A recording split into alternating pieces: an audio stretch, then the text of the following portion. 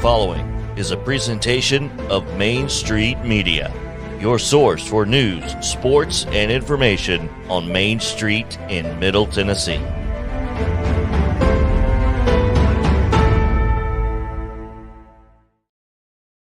Sounds like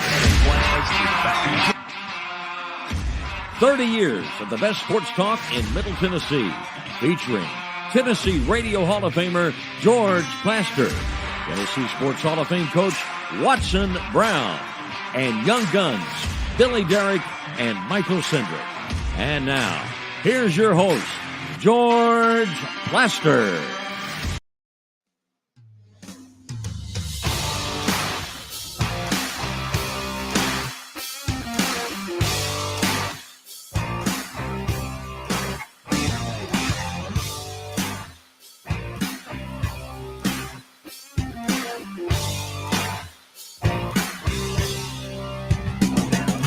Hello again, everybody. Welcome in. It is Friday, and it's a beautiful Friday in Nashville, Tennessee. We continue with the no precip. Great weather for high school and college football tonight. Middle has a big game at home against Texas San Antonio. We have got a lot of things to cover for you. And then when this is all over around 6:15 tonight, we will begin our Friday night live coverage, the very best in high school football.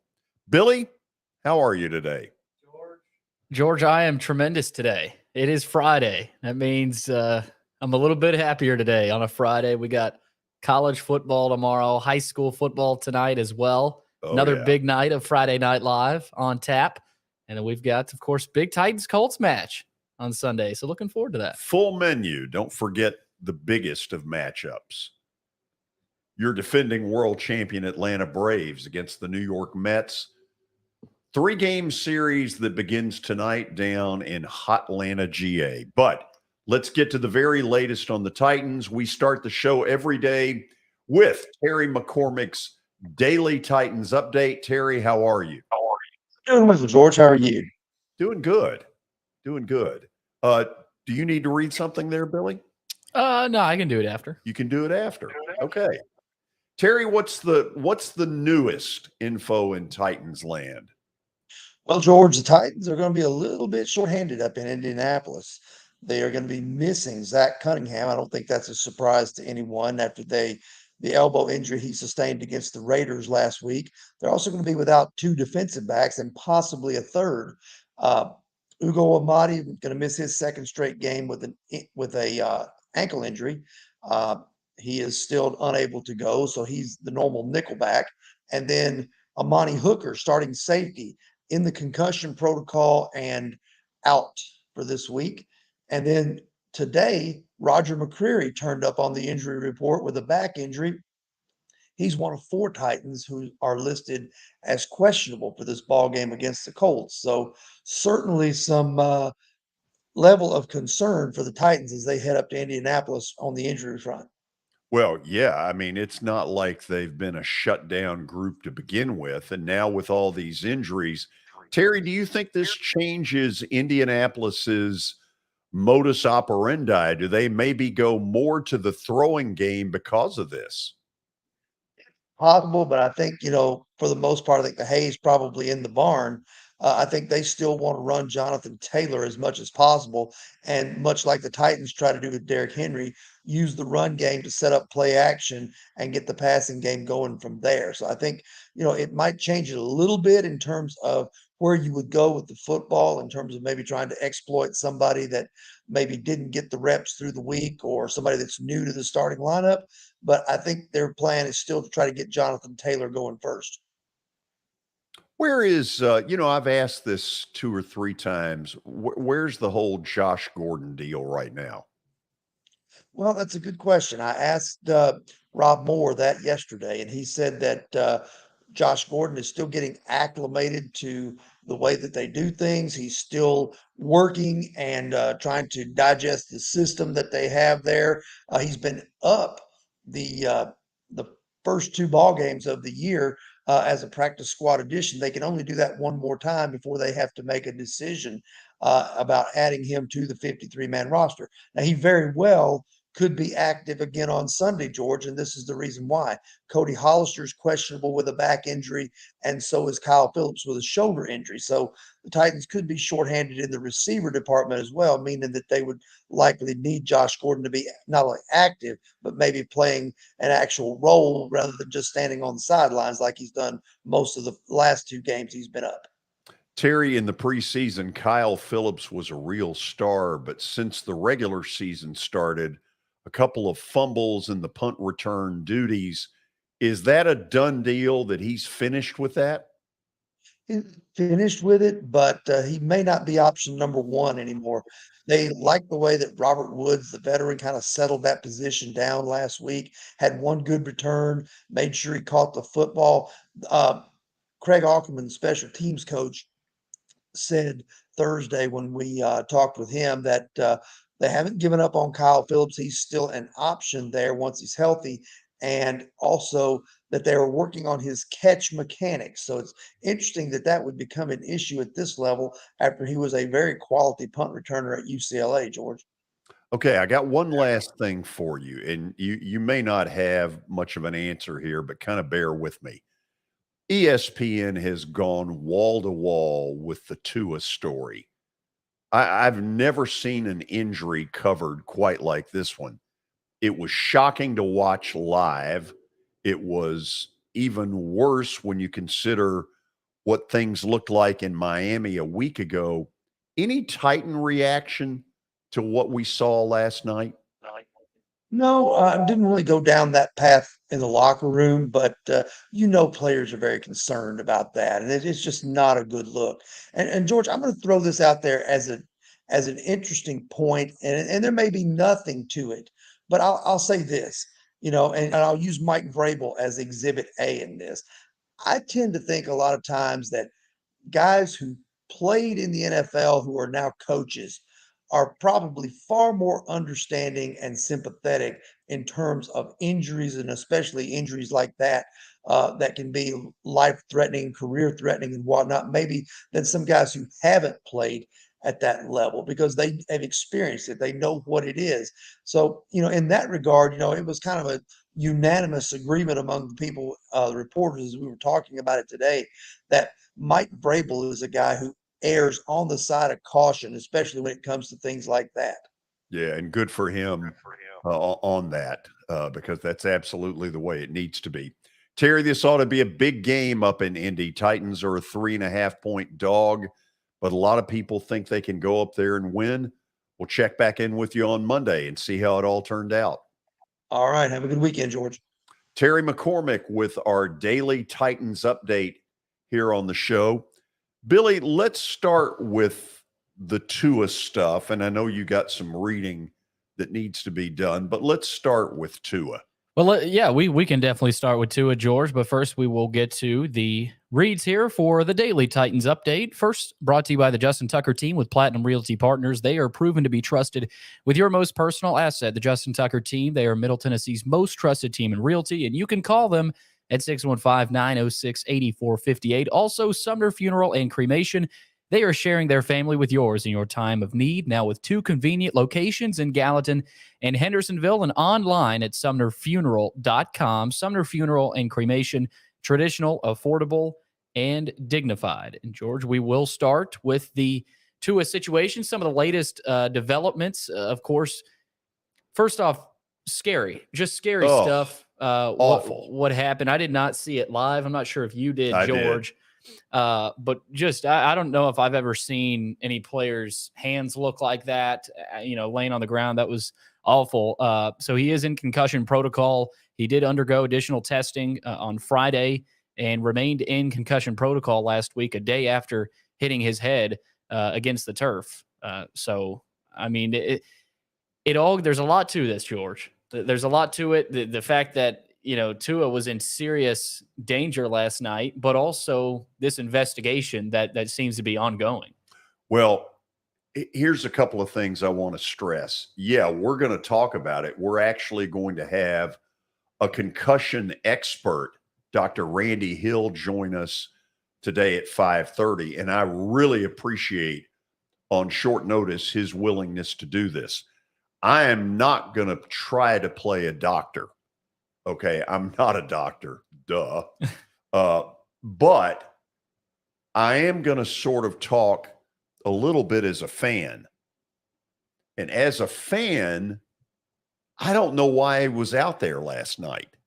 I mean, I am not buying as a fan. And again, not as an expert, not as a doctor. But when you saw him wobble around against Buffalo in that game down in Miami Sunday, I don't know that I deep down in my heart believe that was a back issue. I really don't. Now, what is scarier is the fact that a bunch of NFL players who know a hell of a lot more about it than I do also don't think it was. Thus, all these investigations and all this stuff going on. I think it's a really bad look that the Dolphins played him last night.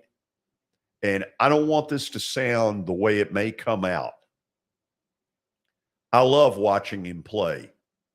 Tua is fun. He's a terrific football player. Deep down, I hope he never plays again. I want this guy to be able to live a normal life and not be a scrambled eggs vegetable.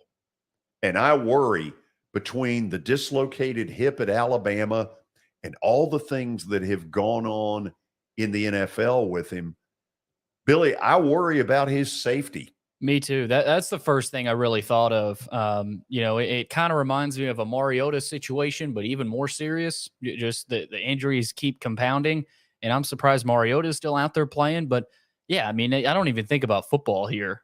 This is about his safety and him being okay before you even think about football. But he did have a headache Thursday night, George, and Friday morning. So it's not like who wouldn't? Yeah, I mean, the team, they were waiting for results for the MRI, which McDaniel, the head coach, said was done out of precaution on top of the CT scans and the X-rays taken the night before. So they're not sure when he's going to return. Not that even really matters. I mean, let's get him healthy and actually being able to operate as a human being first and foremost. So I just think as a fan, it was a bad look last night that he was out there. No doubt. I mean, I didn't know he was playing until a couple hours before kickoff, and during the game, I'm thinking, how in the world is he out there? By the way, Teddy Bridgewater is their backup. I didn't know that until last night. I hadn't followed the Dolphins situation all that close. Yeah, and for the team, I feel for Tua, but I also feel for everybody else on that team. I mean, you lost your leader at quarterback, and they were playing really good football. And I know the first and foremost is Tua's health, but man, that's a huge blow for their team. And I was really looking forward to seeing what Tua could do with those receivers and that lineup this year. Because, I mean, you could tell without Tua, they were hurting last night. Here's the other thing. And I know the NFL Players Association is squawking a lot. They need to get rid of the Thursday night games. The home team has way too big an advantage. I've got no problem. If you want to play on Thanksgiving Thursday night, I love football as much as anybody. I would like to see it every day of the week and 6 times on Sunday. But I really think this is an area where the Players Association needs to step in and in the next bargaining session tell the league, you're making enough dadgum money, cool it. Yeah, you got to believe after this, something serious is going to happen. There is going to be a solution, hopefully. I mean, we thought they had gotten a grip on the concussion situation in the NFL with the NFLPA, but it doesn't seem like it. No, it really doesn't. And I'll tell you, I think this is a story. I don't think this is a story that just dies after today. I think this one is going to have some legs. And I think you're going to see a bunch of players speak out this weekend. Some of them took to social media. And the fact that the players are as skeptical as people like me who are not doctor experts makes you wonder. Really does. It really does. It definitely does. So the NFLPA, they're going to pursue every legal option in the Tua case. They said afterward it would review whether the Dolphins followed the concussion protocol, but that investigation was not completed before Thursday's game with Miami on a short week. So there's still a lot to be figured out in this. And, we thought it was the concussion issue was serious. It just got a little bit more serious with this. It came to the forefront last night, and ESPN, my God, they have run that film footage 100 million times today. What was Amazon doing? Zooming in? Zooming in on the hands, and then right out of the commercial break, they go right back to a zoomed in 4K camera shot. Yeah. I didn't understand that. I know they've caught some grief for it. Yeah, and maybe the cameraman didn't know the extent of the what was going on with his hands. But out of the break, I didn't either. No, I don't think anybody did. But out of the break, there's got to be somebody in that production room saying, "Hey, let's not go back to those hands again." Yeah. I don't think we need people seeing that. I'm with you. But yeah. So George, many believed he suffered 2 concussions in the span of 5 days, which is beyond dangerous. Well, I happen to be one of them. I wouldn't prove it. I wouldn't be surprised. Yeah. I would not be surprised. And so, yeah, the NFLPA, one of the executives last night, post-game show, he said, "We insisted on these rules to avoid exactly this scenario. We will pursue every legal option, including making referrals against the doctors to licensing agencies and the team that is obligated to keep our players safe." So definitely have not seen the end of it. This might go on for a long time. While. Yeah, definitely a long time. So we'll keep track of that, George. A couple other NFL pieces. Mac Jones is out on Sunday against Green Bay. They're going to turn to veteran backup Brian Hoyer for Sunday's game in Green Bay. So, really? Yeah, I'm not kidding. Belichick loves Brian Hoyer, who in the last 3 or 4 years has done nothing in that league. Nothing. Yeah, he hasn't done much. Don't get it. He has not done a whole lot. But Hoyer is going to start on Sunday. George, Braves and Mets tonight. Max Fried on the mound. Max DeGrom on the mound for the Mets. And, Jacob. Why did I say Max DeGrom? Jacob. Yeah. I hope he is Max DeGrom. Jacob DeGrom, 6:20 first pitch at Truist Park down in Atlanta tonight. Game 1 of a huge 3-game series. And George, I want to get to this. Dansby Swanson was quoted, I think it was a couple days ago, saying, "Fried's the guy we want on the mound in this situation. There's nobody else." Damn right. They would rather see tonight. Absolutely. He is the one guy that I have total confidence in that staff, because he is a big game money pitcher. He's a big game pitcher. He is. And look, Jacob DeGrom is the cat daddy. He's as good as there is. He has, for whatever reason, had a little bit of loss of velocity in the last 2 games. I'll be real interested early to see what he brings to the table. I hope it's absolutely nothing. Because they're playing the Braves tonight. Go Braves. Georgia college football, last piece here. SMU and UCF has been moved to next Wednesday. Hurricane Ian, of course, has come and gone in Florida. Awful scenes, of course, the past few days. The teams announced on Friday that the game will be moved to Wednesday night, next Wednesday, 7 o'clock. So little Wednesday night football before action even starts. Yeah, between football SMU. junkies like me will get into it. Maybe financially. So could be. So let me tell you a little bit of what we have going today. We've got concussion experts. We've got a professional gambling expert from VSiN. VSiN is the Vegas gambling channel on radio that Brent Musburger helped found. Danny Burke at 5 o'clock. That's going to be worth something. And then Zach Womble in a few minutes. Jeff Pennington with his views, world traveler on 3 SEC games. That's coming up when we come back. This is Main Street Media Television.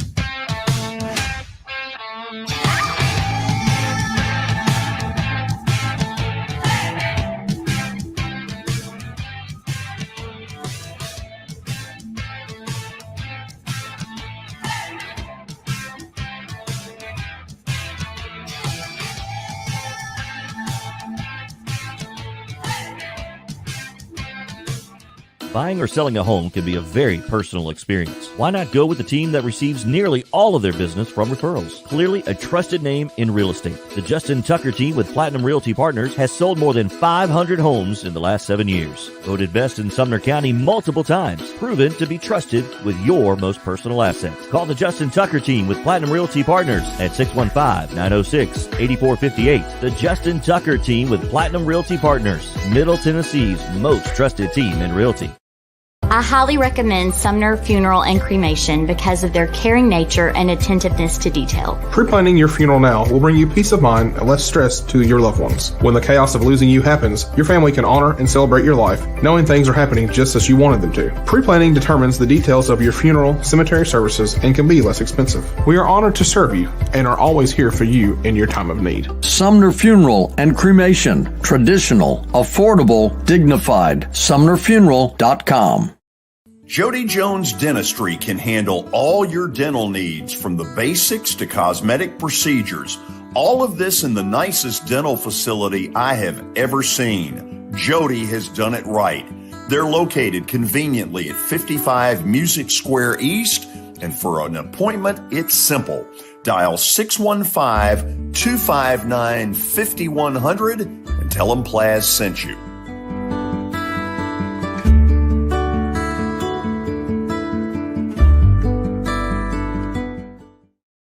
When you're thinking about golf, consider Riverside Golf Links. Under new ownership, the course has improved dramatically. It's now 27 holes, complemented by a 9-hole executive course. Book a tee time now at 615-847-5074 and get ready to enjoy the beauty of golf in the Old Hickory area at Riverside Golf Links.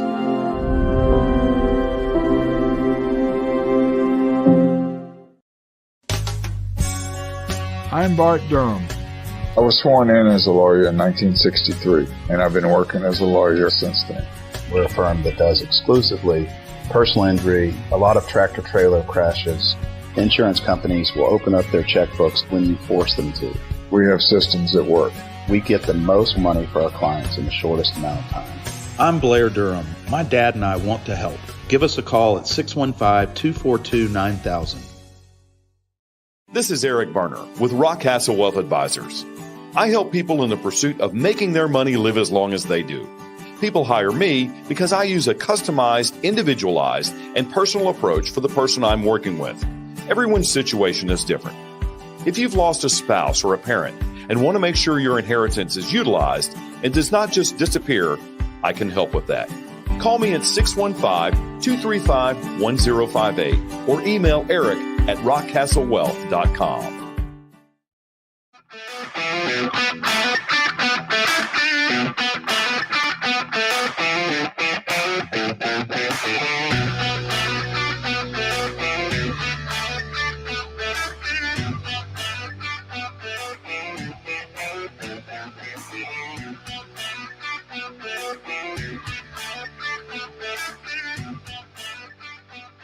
Welcome all of you back. As is a Friday tradition, we will talk with Jeff Pennington in just a moment.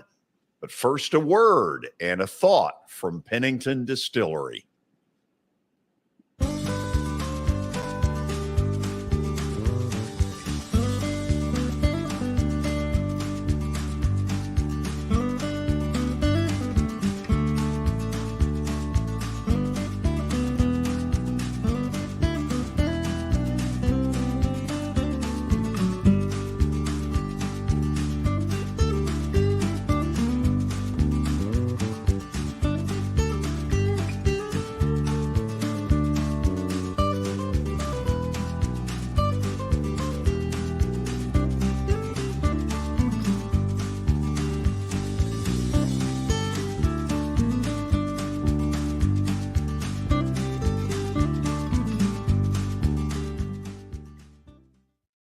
Okay, world traveler, let's get down to it. How did you play at Torrey Pines? I did all right. I feel all right. I played from the tips, some 7,000 yards. That's a little long for me, but shot in 84, and wow, I'm pretty proud of that. Oh, you I had a good driving day, but I was more in awe with just the views. I was like a high school millennial taking selfies on every hole because the views were just incredible. Is that the prettiest golf course you've ever played? Oh, without a doubt. I mean, without a doubt. And I just love it. I didn't realize. I mean, I knew there was a muni course, like a municipal city course, but just how it's got the same feel. Even though it's I got all the prestige. Locals can show up there 6 a.m. and get on for $30 and pair up with people. It was an awesome experience. I hope I get to go back sometime. So from the looks of the picture we've got, you are again the world traveler, but apparently you've kept it inside the state. So where are you? My wife and I drove down here to Mont Eagle with some friends for the night. We're staying up here on the mountain in the cabin, and we're gonna go check out this place called the Caverns, a local live music event place down in the caves. So I've never been to it. I've heard it's an awesome experience. So excited to check it out tonight. If you get a chance, on the campus is the Memorial Cross area. I've been there. It's incredible. You need to see it if you can. All right. I'll definitely check that out. We got a few things we're going to go try to do tomorrow. So that sounds good. Okay. Here's the question of the week. Why is Kentucky a 7-point underdog to Ole Miss? What does Vegas know that apparently I don't? I don't know. I first got to give a shout out. I did get another 3-0 last week. I feel like not in one of the last 3 weeks. Are you really? One. Yeah, so that's not bad. Hold on a second. Let's pay attention to what he says. Yeah. I'm liking dogs this weekend. There's a few games I like. And, I don't know, Lane Kiffin gets a lot of love in Vegas. I mean, maybe they're thinking that, it's just going to be Kentucky can't keep up with the scoring. But I haven't been real impressed with Ole Miss's quarterback. Kentucky made Florida look mean. Look, another shout out. Tennessee beat Florida. Can we all just have a big hooray? Have a moment. Have a moment. It's only been once in 18 years, so let's have a moment. Got a little hairy at the end. Gosh, I mean, when you're up by 11 with 28 seconds left and you still got to sweat it, that's just not fair. I mean, between them and the Titans this weekend, I'm like, y'all are going to give me a heart attack. Okay, so hold on a second. Before we go back to Kentucky and Ole Miss, what was it like at the sports bar in San Diego? It was awesome because there was no other Tennessee fans, but everybody else there was rooting for them because we were there. So all the locals started becoming Tennessee fans. So it was energetic. I had the ocean in the background. I mean, it was that. I'll be honest. A minute and a half in, I was about to leave. Like we're up by 18 or 17. I still, I watched a documentary on the way out to San Diego. A great documentary. What's the Netflix about it's about the point shaving ref, the NBA guy. It's called Uncut or something like that. And that blew my mind. I was like, I knew that I always accused of Vegas being involved, but that one. But what about them going for 2 on that first touchdown? It doesn't make any sense in any scenario other than the point spread. He read the chart wrong. I guess so. I was like, why would you? Had he not taken that, gone for that, they would have probably tied us with that onside kick. They would have had time then. But whatever, we got through it. But this week I really like the dogs.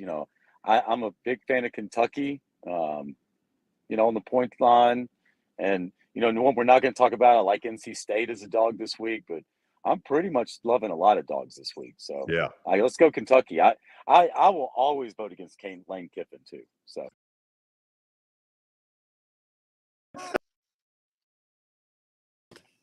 for general principle. Yes. I've come to the conclusion. I'm going to talk about it later. I just think Kentucky is rock solid. I don't think they're going to cave under this pressure. I'll tell you what, I made a bet at the beginning of the year on Tennessee of over 8 games. And I think basically to get there, I thought we had to beat Pitt and Florida, which we did that, right? But at the beginning of the year, I was marking Kentucky down as a W. I'm not so sure about that. That one scares me as much as any game, So I don't know. I just don't think they get the respect. So I'm rooting for them. Okay, here's one that is very interesting to me, this LSU at Auburn game.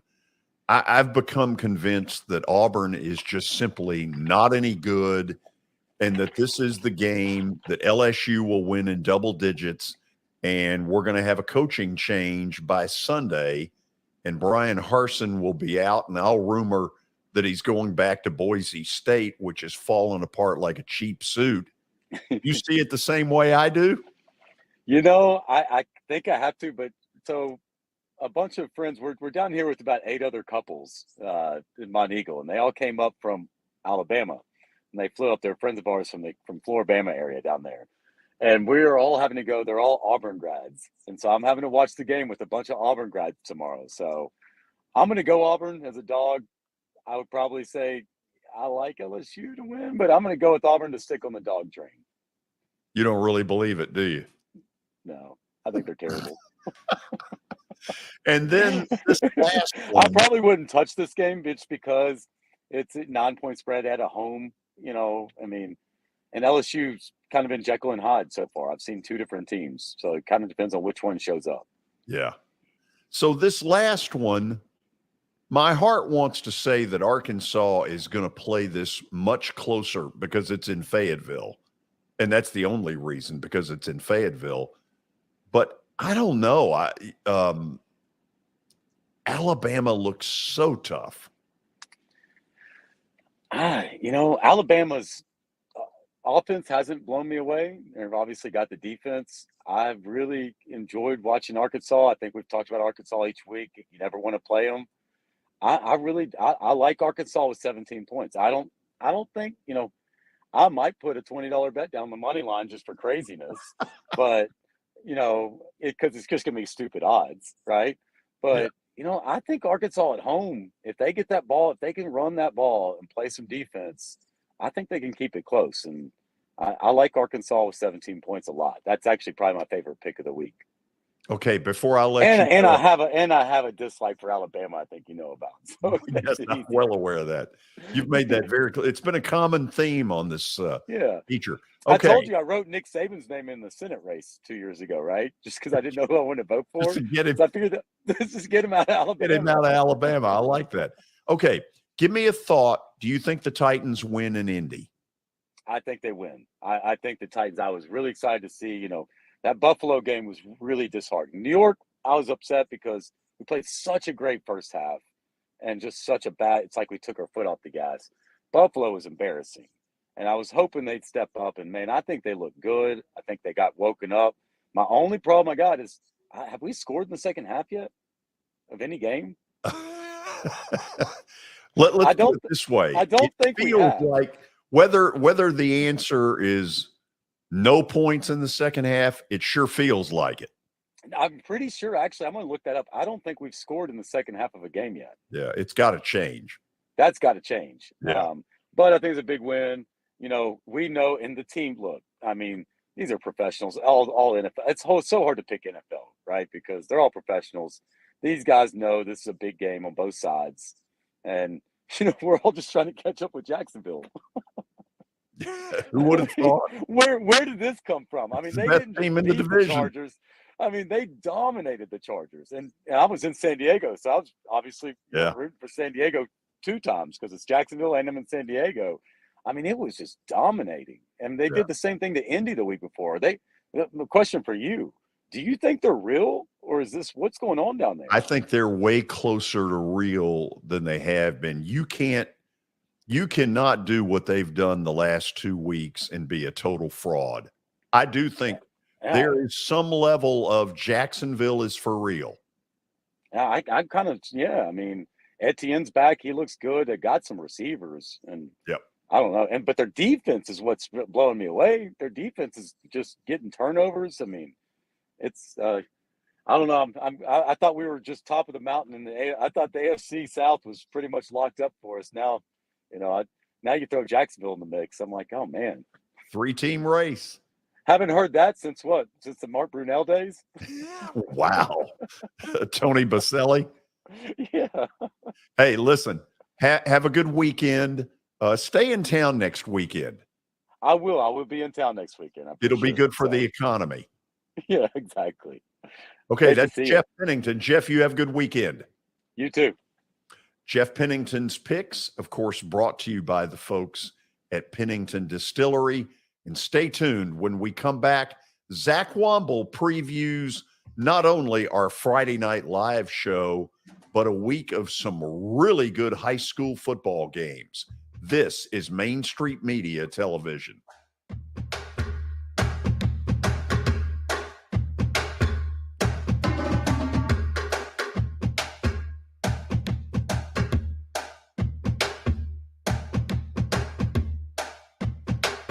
For Dustin Timmons and Joey Donnelly, they welcome every opportunity to serve and satisfy their clients. Whether you are looking to build your dream home or renovate your current home, their team will ensure that every client and remodel is unique, luxurious, completed on time, and within budget. Contact them today to set an appointment for a free consultation or to view some of their completed projects by logging on to DonnellyTimmons.com.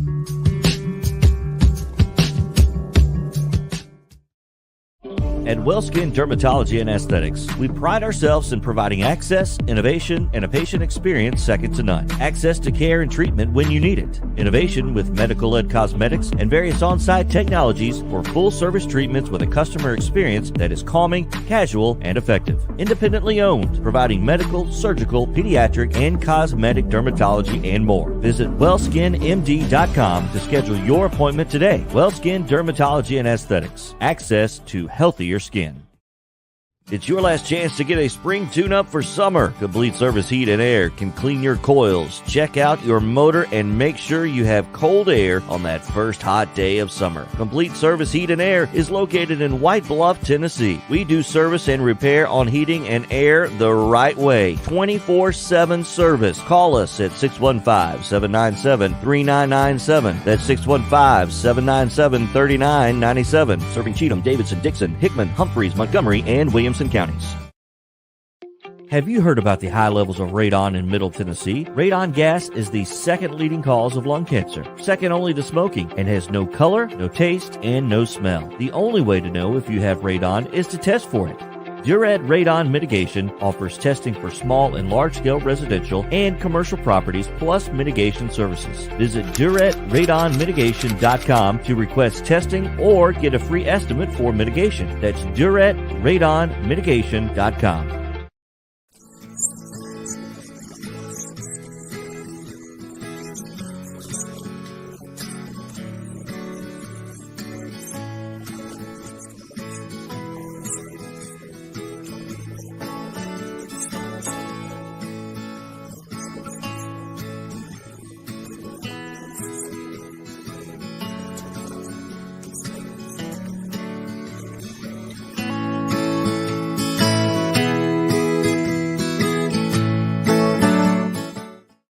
Since 1865, the First Baptist Church of Gallatin on Winchester Street has served its community by catering to the least, the last, and the lost, providing a church of welcome used by God to save the lost, transform the saved, and impact its community. As a proud multi-ethnic congregation, Pastor Derek Jackson personally welcomes you to join them in fellowship Sunday mornings at 8 in person or at 1045 in person or online at firstbaptistgallatin.org. First Baptist Gallatin on Winchester Street, serving with open arms as a true church of welcome.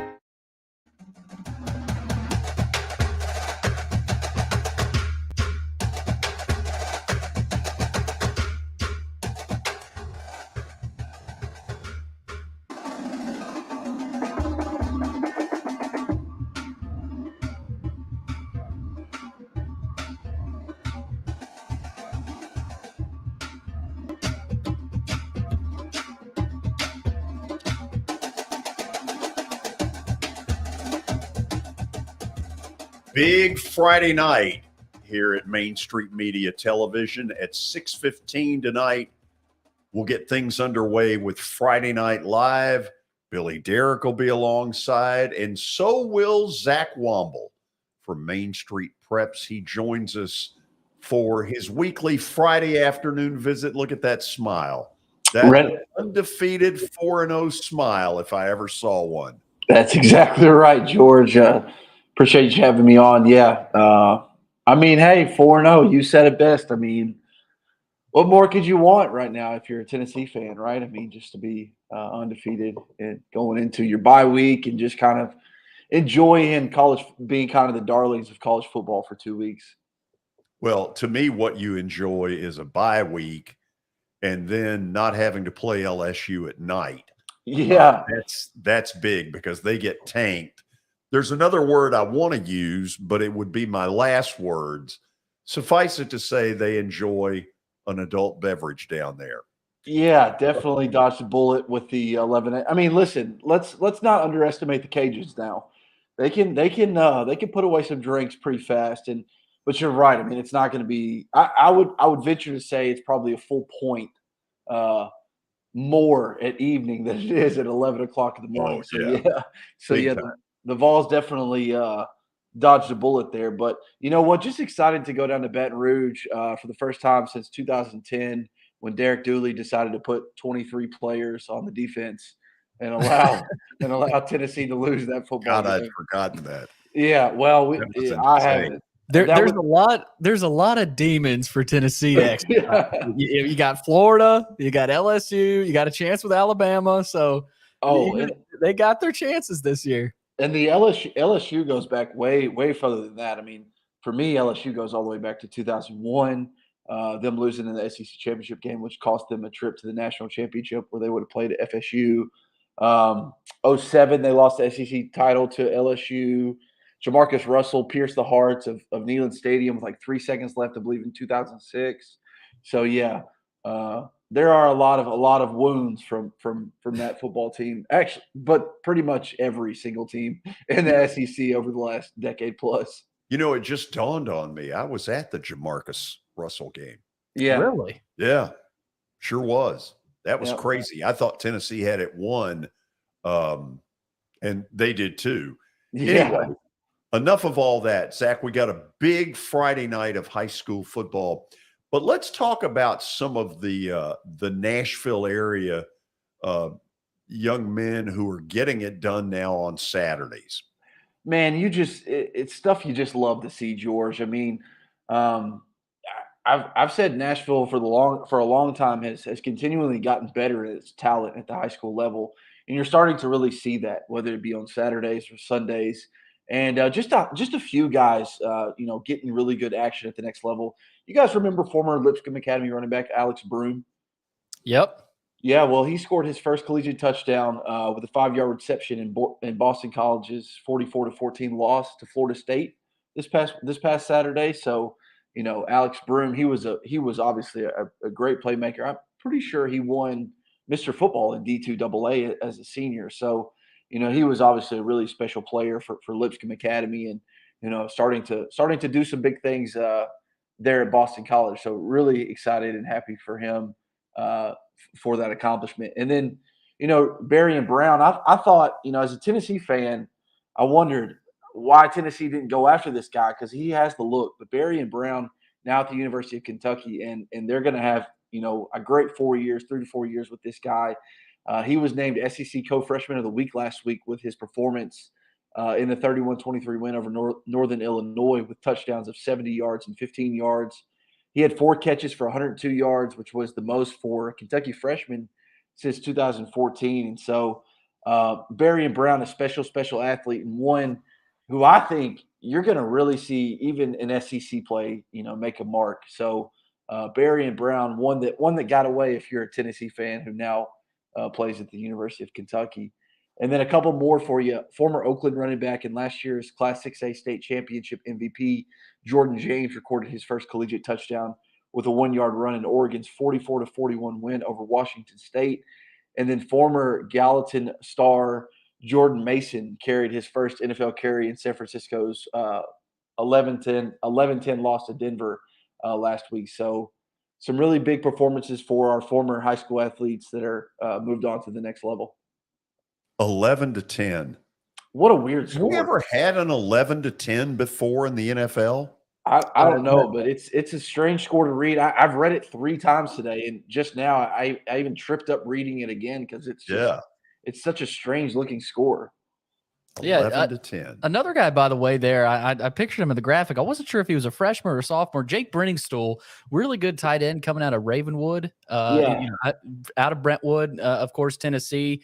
He's got 10 catches, 102 yards, and a couple of touchdowns this year for that's Clemson. That's a really good Clemson team. So, Zach, I think the bigger question and kind of statement here is the fact that the Mid-State has improved quickly over the past 2-3 years with, the volume of players and talented players going to these schools like Clemson, Kentucky. You've got guys, of course, like you mentioned, Jordan James. He's at Oregon, but he decommitted from Georgia. So you're seeing a lot more volume of guys, a lot more guys going to these big name schools, I think, too.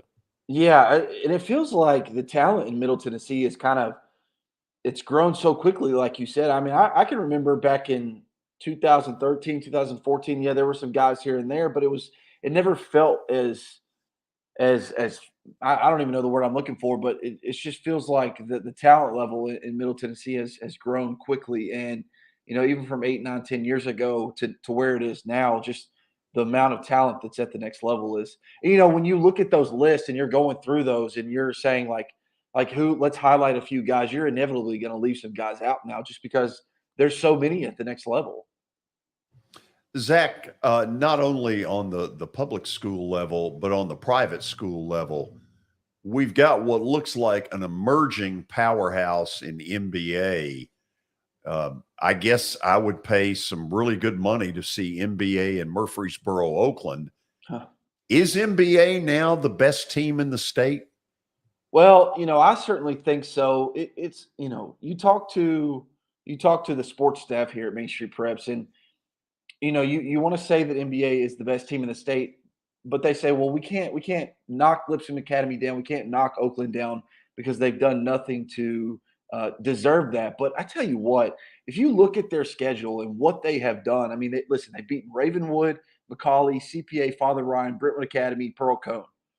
Who of those teams is the bad team? Because if there is one, I'm missing it, because none of those teams look to be bad. And I'm not saying Lipscomb Academy has played bad teams.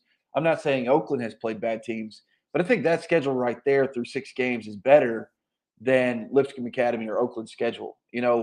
How do we really quantify the win over a Maryland team or an Alabama team or a Georgia team for Lipscomb Academy? The Alabama win was big because Thompson was ranked by ESPN, if I'm not mistaken. But what about the other 2 schools? How do we quantify the strength of schedule for that? And so, when you look at NBA schedule and what they've done, they've scored 233 points this year and surrendered only 84. They've got 3 guys in Gabe Fisher, Eric George, and Jake Moore that have 2 sacks apiece. They've got a running back that averages 131 yards per game in Jonathan Moore with 13 total touchdowns. He had nearly 200 yards and 3 touchdowns against Brentwood Academy last week. And they've got a wide receiver in Claiborne Richards that averages about 60 yards a game that was an absolute menace to that Brentwood Academy defense last week. So Michael Stewart in the secondary leading with 3 interceptions. Marcel Reed, the quarterback, going to Ole Miss with a 60% completion rating, 18 total touchdowns. But you know what the most impressive thing about NBA this year for me, guys, is they've rushed for nearly 1,400 yards on offense. And get this, they have 0 fumbles. Not 0 lost fumbles, but just 0 fumbles in general. And so when you're holding on to the football and able to do what they do on both sides, it's hard to say they're not the best team in the state. Okay, we got a slew of good games tonight, and we will join you again at 6:15 with Friday Night Live. Billy, if there was only one game you could see tonight, who is it? That is tough. Oh man, I hate knocking a slate of games, but I don't think this is one of the strongest. There are still a lot of really good games out there, but I would say NBA Pope. I mean, I know Kenny Minchie is probably not going to play, but it's at Pope, and I'm interested to see, can NBA take another step. I know we just talked about NBA, but Zach, there's a lot of good Metro games also. I'm excited to see Cane Ridge tonight. That they're and East Nashville. I mean, to see how those Metro teams start to climb. So I would say at Pope Prep, NBA and Pope Prep, but there's always, as Zach knows, there's always a lot to choose from. Yeah, I think there's actually a few really good games on the docket. I have them right here. And Cane Ridge, we've been high on Cane Ridge all season long. They're 5-1. They're 3-0 in Region 6A. They're going to Smyrna tonight, and that's a big test. Smyrna 5-0, also 2-0 in Region 6A. So that game right there is really good. It's at the top of our list for a reason. And so if I had a ticket to go to any game tonight, it might be that one or what I think to be the de facto region championship in Region 7 5A. You've got Henry County visiting Springfield. And so I think those two games right there are at the top of your list, 1A, 1B, on where you want to go. Flip a quarter, and I don't think you could go wrong either way. Other good games, you've got McGavick at Overton.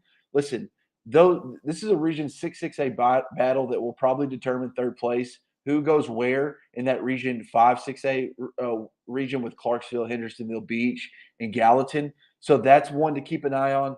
You always want to say Oakland and Blackman just because the close proximity, but I'll be honest with you guys.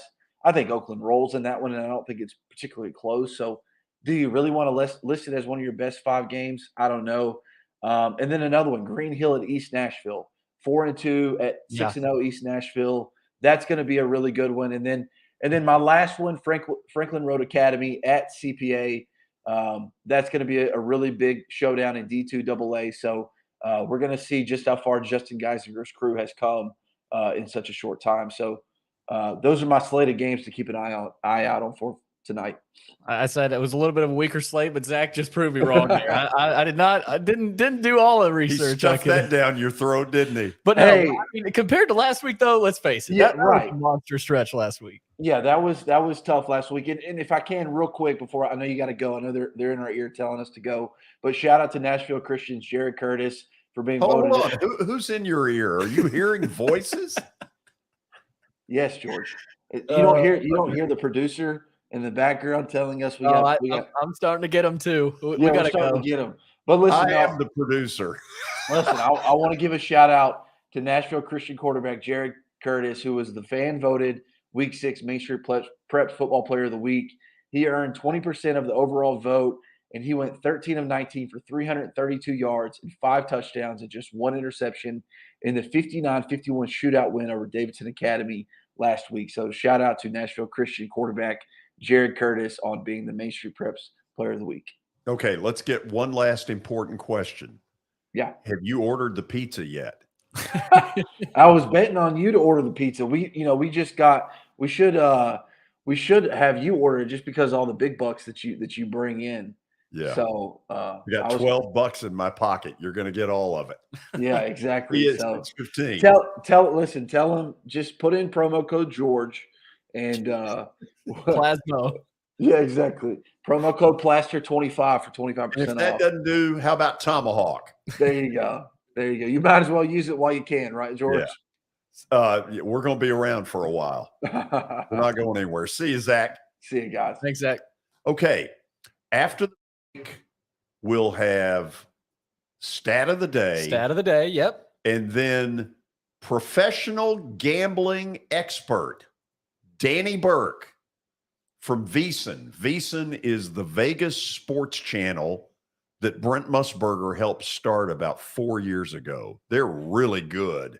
Danny Burke is really good.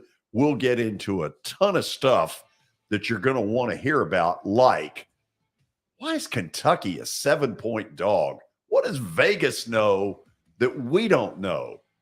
This is Main Street Media Television.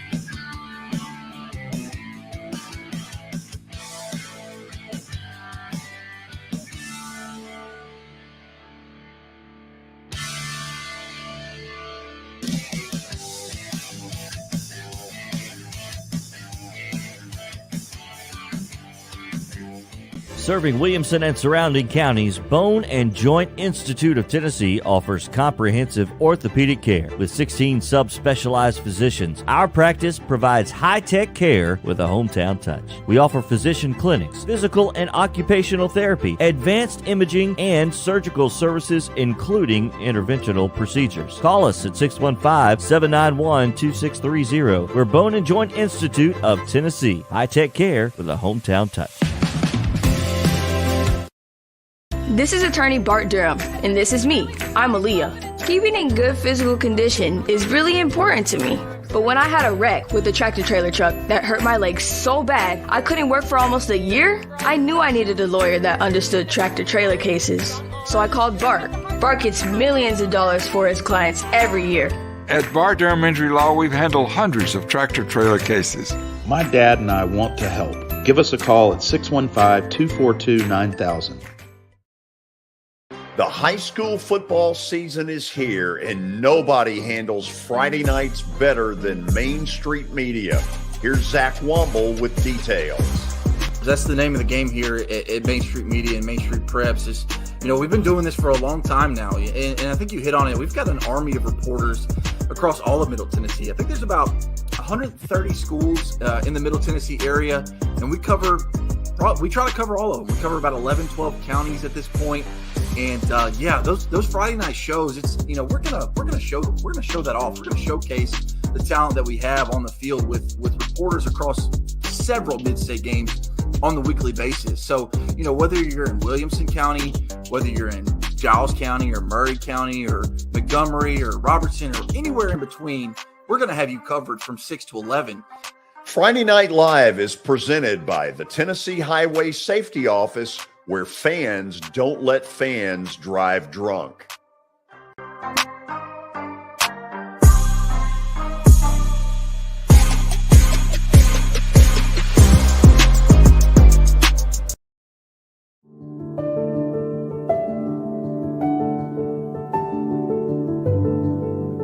Welcome to the Omni Nashville Hotel. Urban elegance with a vintage touch. Our 800-room hotel opened up in the fall of 2013 with 746 guest rooms and 54 suites.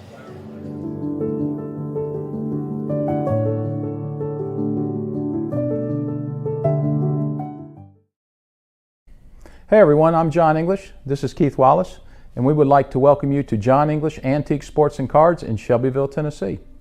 We specialize in graded and ungraded sports and non-sports cards, vintage wax boxes, and unopened cases. We have a large selection of PSA graded cards. We also specialize in old sports collectibles, baseball, football, basketball, golf, and tennis. You can find it all at John English Antique Sports and Cards.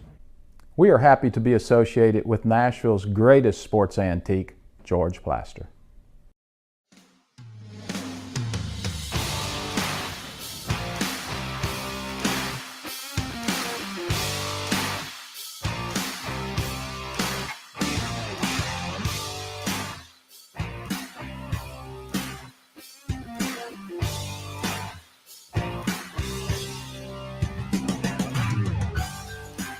Welcome back into the George Plaster Show. It is now time for Stat of the Day, powered by John English Antique Sports and Cards, as well as Eric Berner with Rockcastle Wealth Advisors. You can find John English over in Shelbyville, Tennessee. They specialize in antique and historical sports equipment, games, advertising, and other sport-related items. You can visit them, of course, in Shelbyville. They're open Tuesdays through Fridays from noon to 5, and then Saturdays from 10 a.m. to 5 o'clock. So get out there tomorrow for your little weekend trip, then get back in time, watch a little college football, maybe find a lucky autograph over there at John English. Visit them online, johnenglishgradedcards.com.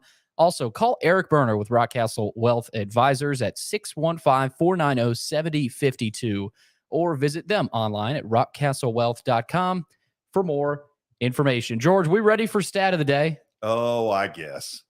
Okay, let's get to Stat of the Day. Which NFL running back missed a practice on Wednesday of this week, 2 days ago, for the first time in his NFL, college, and high school career? You know who I ought to dump this one on? Who? Danny Burke. I have a feeling he may know this one. I've got a feeling he does know it. You think we ought to just surprise him? Should we bring him up here? Should we bring him in? Well, let's have a little bit of fun with this. Let's go out to Vegas. Danny, how are you? I'm doing good, gentlemen. Thanks for having me on. I saw this question being posed, and I was hoping you guys had the answer because I'm sitting here contemplating. I've been scouring the injury reports, but I can't think of who that would be. I would imagine it would be a younger guy because if you're running back later in your career, inevitably you're going to get banged up. So I don't know. I'm still kind of pondering here. Okay. I'm going to run one. Danny, you and I are going to talk this one through. Okay. Why am I thinking DeAndre Swift? Oh, okay. I don't hate that. I feel like Swift was a little banged up last year, but that would make sense with the age. He's been the notable guy missing practice, so that wouldn't be the worst guess.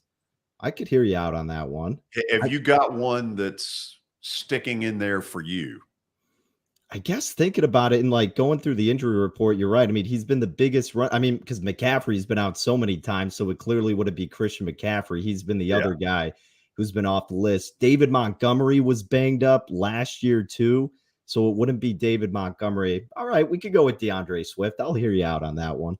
Let's just try it. Okay. Look, I'm pulling this one out of my butt. All right, let's go with DeAndre Swift. That's the final answer. Yeah. And the answer is Jonathan Taylor. God. So you were right, Danny, with the younger running back. Backyard. But Jonathan Taylor, first missed practice for the first time in basically his entire career. Wow. Pretty incredible. So let me do a little bit of a formal intro.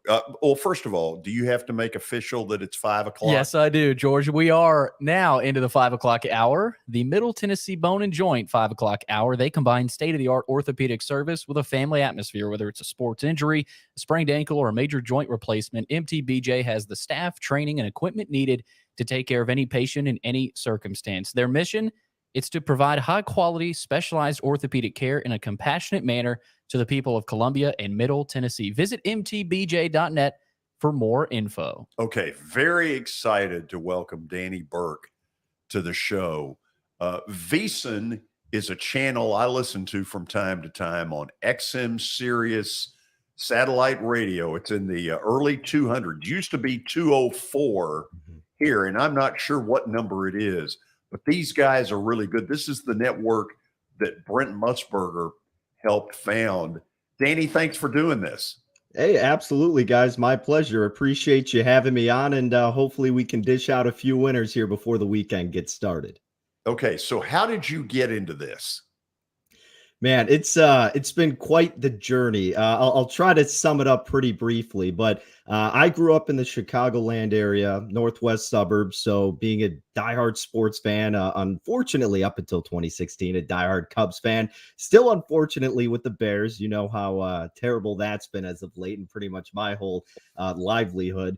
Bulls fan, Blackhawks fan, all of that. So regardless, diehard sports fan, knew I wanted to get into sports and clearly wasn't going to be athletic or big enough to do it professionally. So my other calling was just broadcasting. I always wanted to do broadcasting. I'd be doing play-by-play if I was doing video games, if our friends were playing around, something like that. I just always knew I wanted to be in front of a camera and talk sports.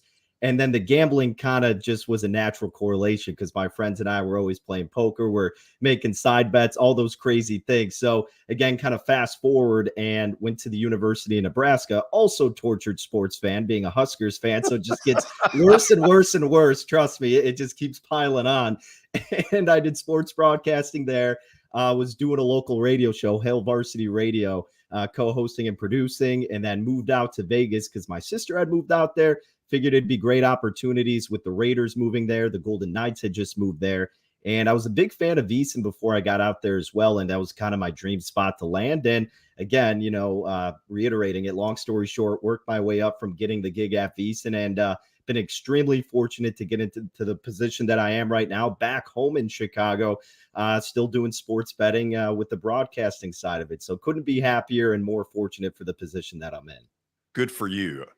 Congrats on it. So let me try this. I have spent all week using this stupid line about what does Vegas know that we don't know that has made Kentucky a 7-point dog to Ole Miss. When you hear that statement, does Vegas know something we don't? Do you think they do? It's not necessarily, Vegas knowing something that we may not know. It's what do these sharper bettors know that is affecting this line movement? That's really what it comes down to when a lot of people are like, what does Vegas know? Well, Vegas is setting these lines a lot of them, if they're the originators, they'll set it themselves. But what's actually manipulating the market is these professional bettors that have the inclination of what's going to be going down in this game, the background information that you may not have available, certain tools that the average bettor just won't have access to. So that's kind of what you got to ponder in this game. And to be honest, I'm kind of, and with college football, I'll just be straight up like, I like to focus more so on the teams I know, specifically the Big Ten being my region. So I can't say I'm an expert here with this Ole Miss and Kentucky matchup, but doing a deep dive into it still, I am perplexed, such as yourself. And I'm just a little confused why, like, if it went up a little bit toward the Rebels, so be it. But the fact that it's almost gotten towards 7 points, that's kind of astonishing to me. I mean, Kentucky's getting revamped in the backfield coming into this game. Their defense has been rock solid. Their offense with Levis obviously has been strong. And yeah, Ole Miss's defense has been really good too, but they haven't faced any stiff competition. And Kentucky has a little bit more up to this point. I'm not saying the Wildcats are going to go out there and win the game, but if this line keeps climbing up, it makes Kentucky all the more tempting to take the points with. By the way, who's Nebraska hiring? Man, I don't even know if it's going to help at this point, but Matt Campbell seems to be the short shot right now. Yeah. I don't know. Everybody wants to get the home run hire of an Urban Meyer. He's got too much baggage going on there. Kansas's head coach, a big name, even down in Baylor too. Those are some of the guys who are making the list. But right now it seems like Campbell is that favorite. I know he was even getting in the rumblings when Scott Frost hiring was coming around. Scott Frost was a golden child even going into it, but Campbell was kind of in the back door there creeping in. I personally, I don't care who gets it. Like, as long as you just get a competent coach who can right this ship. They don't have to be championship contending within the first 5 years. Just be competitive. Just win the games you're supposed to win. That's all you can ask for. And a guy like Matt Campbell certainly could be the dude to do that. In your neck of the woods, I guess the pro football world, we're wondering, how for real is Jacksonville? Man, Jacksonville, the way I kind of classified this team, they were going to be a team that would probably cover a lot of numbers, but not win a lot of games. But here they are, 2-1 at the beginning of the season. They probably could have been 3-0 just as easily. But the reason that I had that thought is because offensively last year, you saw what Trevor Lawrence was able to accomplish despite the ineptitude of Urban Meyer being his head coach. Well, now you got Doug Peterson in there, an offensive guru. You got Travis Etienne, who's healthy, a coach that's actually utilizing James Robinson and realizing he's a great tailback. So you got those two weapons in the backfield. You got a little bit more improved of an offensive line. It still can be a liability from time to time, but ultimately this team just has enough weapons to compete. So that's why, even though they've looked great so far, hey, maybe they do make the playoffs, but I still stick by that. They're going to be a team that'll cover a lot of numbers because you even still seeing them almost catching a touchdown against Philly. Granted, the Eagles have been the hottest team in the NFL, but they have the offense, Jacksonville, to compete with anybody. It's just, can they get over the hump to win those games? This will be their biggest test. And I was going to say it's be their first test, but it won't be because, they demolished the Colts and then you took care of business against the Chargers, two teams that before the year, everybody probably thought they were going to lose those games. So they have overcome the tough challenges. This, of course, will be the toughest one yet. I don't think they'll win this game, but I do think they could keep it close and maybe even sneak in with a backdoor cover. Danny, there are a lot of small odds this week in the NFL. A lot of 1s and 2s and the obvious 3-point kind of stuff. Is there somebody for you that you have decided this is my bet of the week? Yeah, right now I've got about 3 bets, maybe 4, counting a prop that I have. I will give out one that I have just a side for because the other's a teaser and the other's a total. But the side bet that I have, and a lot of respected people that I talk to are on the same side here, and that's the Las Vegas Raiders. And you may throw up at just the sound of wanting to bet an 0-3 Raiders team that has just looked abysmal. But early on in this season, you're really getting great situational spots. For example, Thursday night, you had one with Cincinnati, a team that finally got over the hump, got their first win. Then they caught the Dolphins on a short week. Miami kind of dealing with the hurricane issues too, and it ended up being pretty good for Cincy. And, in your neck of the woods, the Titans, I thought, were in a good spot against the Raiders last week, a team that had been so close. They were desperate for a win. They were at home. The Raiders haven't looked good, and it equaled a win for them. Now, for the Raiders, we know that McDaniels had that meeting with upper management. You're kind of you're kind of getting antsy. You've been antsy if you're a Raiders fan, but let's not forget they still have all the talent in the world on that offense. They just need to not shoot themselves in the foot, which is a lot easier said than done a lot of times for Derek Carr. But what if the Broncos on the other side done that's impressed us whatsoever? I mean, Nathaniel Hackett has been probably the most frustrating new hire in the NFL right now. You're 2-1. He needs a book on clock management. Yeah, he needs a book on a lot of things and getting the plays in on time. I mean, my goodness, they're 2-1, but it's an ugly 2-1. All right, you lost to Geno Smith. That was a Seahawks Super Bowl emotional game. So be it. After that, you barely beat a Texans team that's not good. And then you beat a 49ers team that is respectable, but Jimmy Garoppolo, a quarterback that got like no reps in the preseason, really got no playbook handed to him. And he was just thrown in after the Trey Lance injury. So I'm not sold on this Denver team whatsoever. And the last time they were at Allegiant Stadium, the Raiders blew that lead to the Cardinals. They're going to be coming in ticked off. They know they need the win. This is a huge desperation spot for them. So I did take the Raiders in this game. I'm someone, if it's under the key number of 3, I'll lay a little bit more for the security of the money line, but I would still lay it up to 2.5 or play the money line price here for the Raiders. Okay. I'm going to hold you to this one. You noticed I wrote that down. What do you think about the Titans? Right now, we're not sure quite what to think. Good win Sunday. I went to the game against the Raiders, didn't understand why Devontae Adams didn't get used more, but back on the Titans, what do you think? This Tennessee team coming into this year, I certainly wasn't as high on them. And I think that was kind of the public notion of Tennessee because, well, you didn't really have a top receiver. You lost A.J. Brown. And yeah, Julio Jones was over the hill at that point, but still not having him doesn't help. And yeah, Robert Woods is a good receiver, but as you've seen thus far, he's not really getting utilized. They're spreading it out. And they got the young receiver, Treylon Burks, right? I mean, he could end up being a stud. Don't get me wrong. But I just think at this point, you rely on Derrick Henry so much. It's kind of inevitable that, like what we saw last year, the injuries are going to catch up. It's not a knock on Derrick Henry. He's an absolute beast. He's one of the best, if not the best running back in the league. But you just get wear and tears for running backs. It's usually such a short lifespan or a career span in the NFL.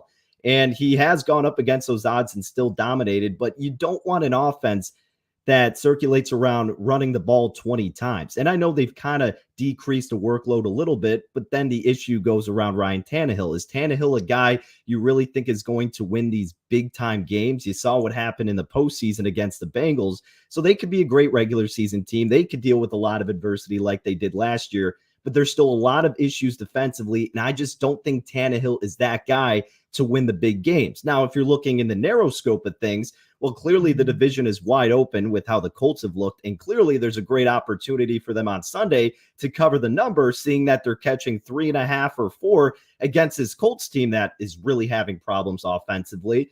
But this is probably going to be a game where you're seeing a lot of running attention with Jonathan Taylor against the lackadaisical Tennessee run defense. And, well, Derrick Henry's the main source of the offense, but the Colts are the number 1 run defense right now. So you would know better than I do, but you got to wonder what is this offense for Tennessee going to look like? Are they still going to rely on Derrick Henry in this game? And if they do, is it going to be enough to get by this Colts defense that has done so well against the run? That's why I asked you. I'm too close to the forest to see the trees. So Sunday night, we've got a really interesting game. We've got a San Francisco team that I think is really hard to defend.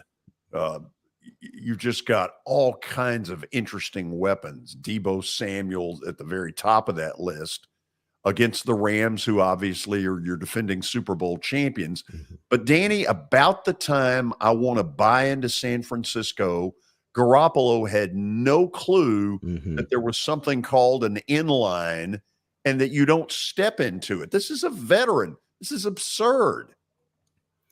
It was comical at the time seeing it because he pulled the Dan Orlovsky and he knew that Orlovsky and Twitter were going to go crazy and he's kind of off the hook, but off the hook, right. I guess you give him a little excuse because I mean, they were all invested in Trey Lance. And again, he didn't get that many reps, but at the same time, he's been the starter for this team for quite some time. So, Jimmy had his 1 week, but now you got to go. And let's be honest. So the Rams have not looked that competent up to this point. They haven't been consistent. Stafford had the elbow issue. He's seeming to only rely upon Cooper Kupp. Allen Robinson, what did you bring him over for? Apparently nothing. They've never really had a good running game, and Cam Akers fumbles. Well, they don't trust him. And I think he fumbled this last week, so probably look to bet under on his rush attempts because that seems to happen. Sean McVay loses trust in Cam Akers if he makes one mistake. This game is also very interesting because of the head coaching matchup, right? I mean, Kyle Shanahan has had Sean McVay's number for whatever reason since they've both been head coaches. I can't remember the exact record, but maybe it's something like... But it's big. Yeah, it maybe was something like 7-3, maybe even more than that, with the exception of the playoff losses past year that the 49ers, were coming down to the wire and almost could have won that game. So I get why that would factor into the handicap, the head coaching advantage with the record going to the 49ers.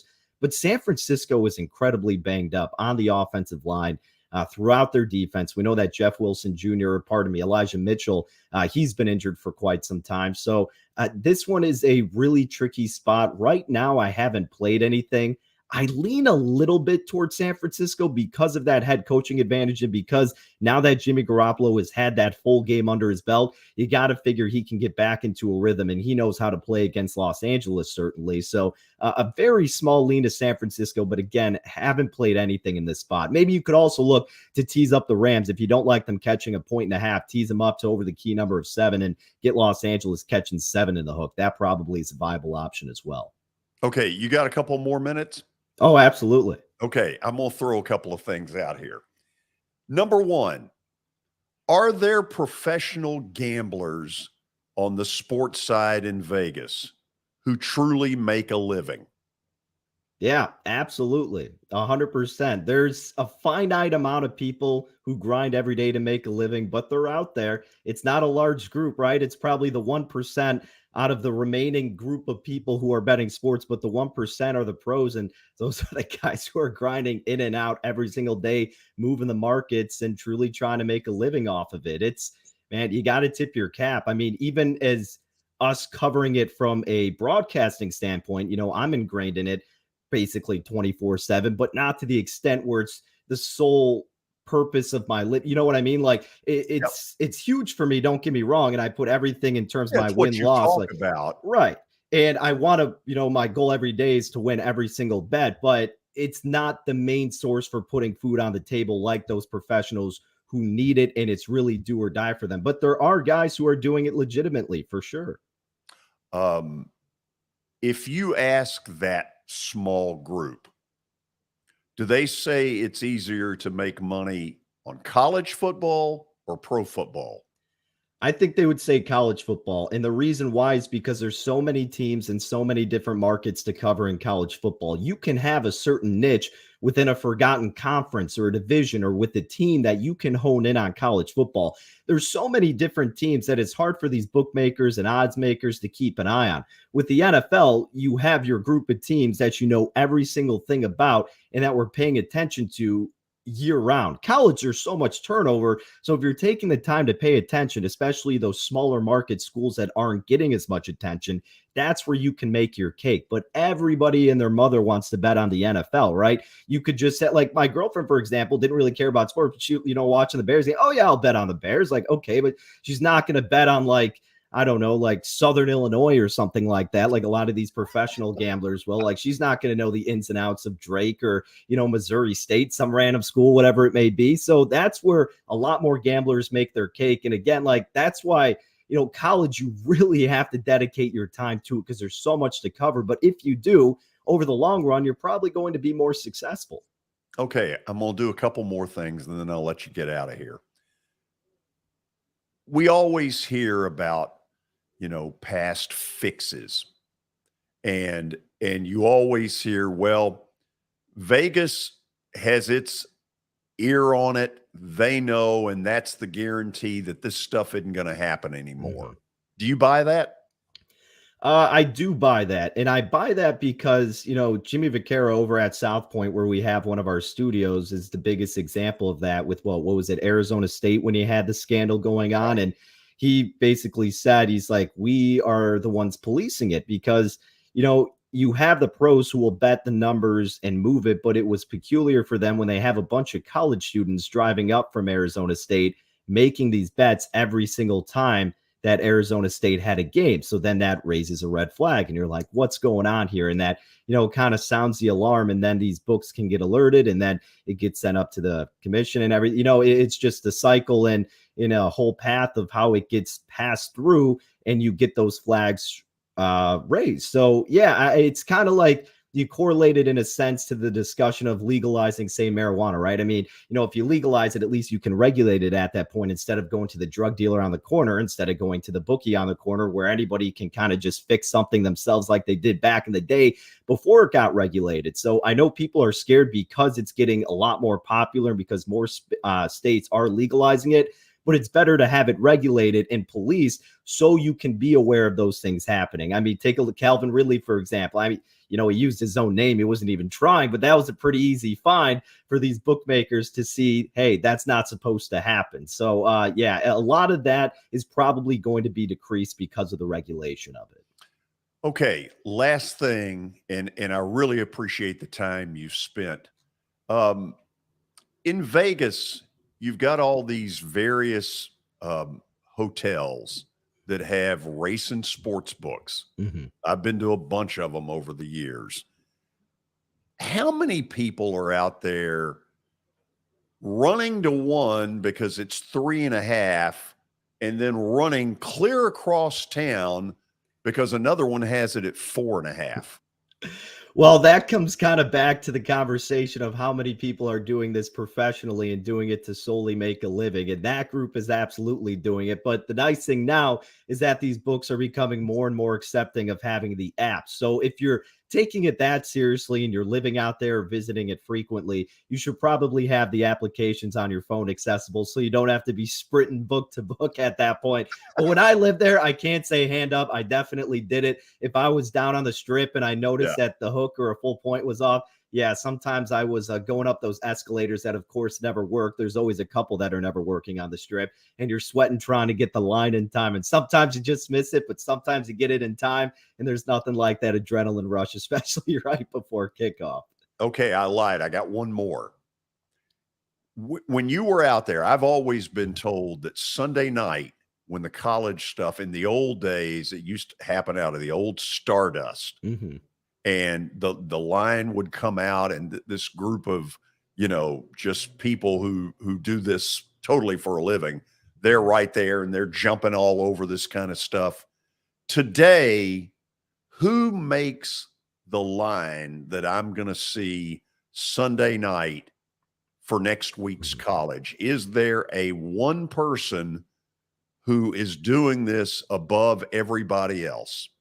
Yeah, that would be Circus Sports. And that's the other location our studio is in, the hotel on Fremont in Old Vegas, now the world's largest sports book. Beautiful, beautiful setup. They also have stadium swim, so their pool's outside with enormous TVs, but they're always the first to do it now. Their crew is fantastic there. And they'll even have their college football lines. I think Sunday afternoon is the earliest it'll be posted. And they'll usually tweet out a picture and they'll have their lines available. Like, we're joking about Nebraska, but one of my co-hosts I was talking with, he's like, yeah, I went to Cirque and I saw they opened Nebraska against Indiana like -2. And I was like, that was ridiculous. So I bet it, and a lot of other sharps bet it. And now it's up to -5.5. Yeah. So yeah, that's where you want to be if sometimes you want to get the better numbers, but they're typically first out in Las Vegas, without a doubt. It's Circus Sports. Danny, you were good to do this and put up with all my stupid stuff. I want to call you again later in the year and get you back on. Hey, absolutely. My pleasure. Appreciate you having me on. Okay. What's the over-under of how many times you've heard this statement in Nebraska? The N stands for knowledge. Honestly, I'd probably put at like 10.5. I think I've heard that. Yeah, it's definitely got to be with some juice to the over, probably in the double digits that I've heard that statement. Go Huskers. Hey, we're hoping for the best. I'm not getting my hopes up actually, but I've just seen this story too many times. But I appreciate your support. Danny, thanks for coming on. You got it. Anytime. Danny Burke from VSiN. He does this for a living. Talks gambling. Now, I'll talk it, but I think most of you have seen the results. You had quite the field day there, George. Do what?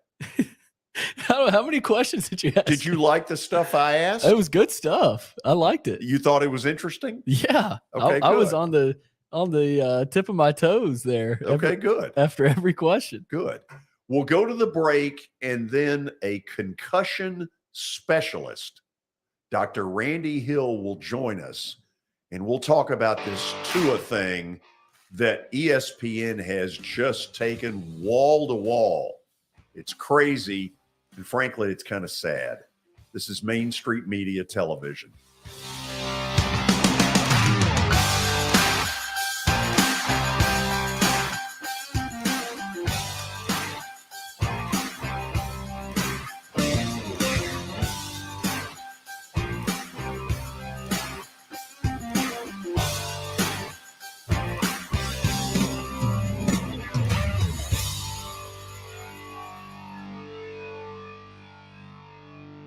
Buying or selling a home can be a very personal experience. Why not go with the team that receives nearly all of their business from referrals? Clearly a trusted name in real estate. The Justin Tucker team with Platinum Realty Partners has sold more than 500 homes in the last 7 years. Voted best in Sumner County multiple times. Proven to be trusted with your most personal assets. Call the Justin Tucker team with Platinum Realty Partners at 615-906-8458. The Justin Tucker team with Platinum Realty Partners, Middle Tennessee's most trusted team in realty.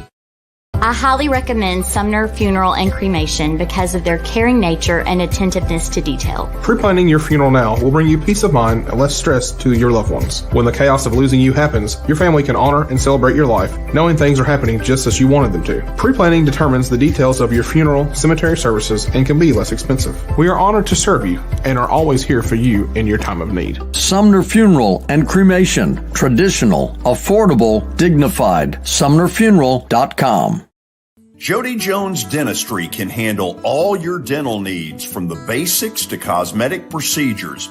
All of this in the nicest dental facility I have ever seen. Jody has done it right. They're located conveniently at 55 Music Square East, and for an appointment, it's simple. Dial 615-259-5100 and tell them Plaz sent you.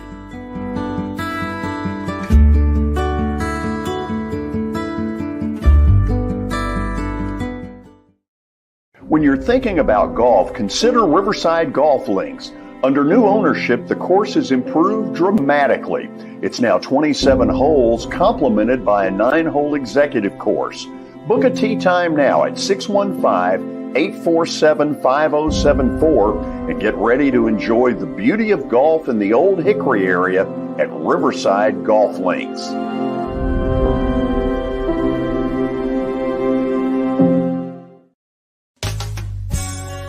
I'm Bart Durham. I was sworn in as a lawyer in 1963, and I've been working as a lawyer since then. We're a firm that does exclusively personal injury, a lot of tractor-trailer crashes. Insurance companies will open up their checkbooks when you force them to. We have systems that work. We get the most money for our clients in the shortest amount of time. I'm Blair Durham. My dad and I want to help. Give us a call at 615-242-9000. This is Eric Berner with Rock Castle Wealth Advisors. I help people in the pursuit of making their money live as long as they do. People hire me because I use a customized, individualized, and personal approach for the person I'm working with. Everyone's situation is different. If you've lost a spouse or a parent and want to make sure your inheritance is utilized and does not just disappear, I can help with that. Call me at 615-235-1058 or email Eric at rockcastlewealth.com.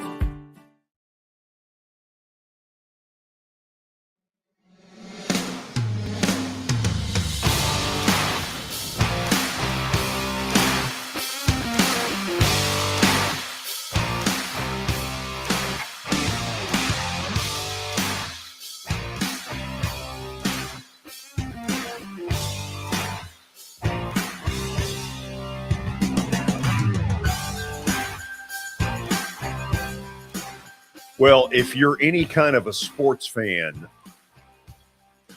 either you saw it last night or you've seen it replayed 100 million times today on ESPN. I'm talking about Tua's hit where his head snaps in that artificial turf in Cincinnati. A very sad scene up there last night at Paul Brown Stadium.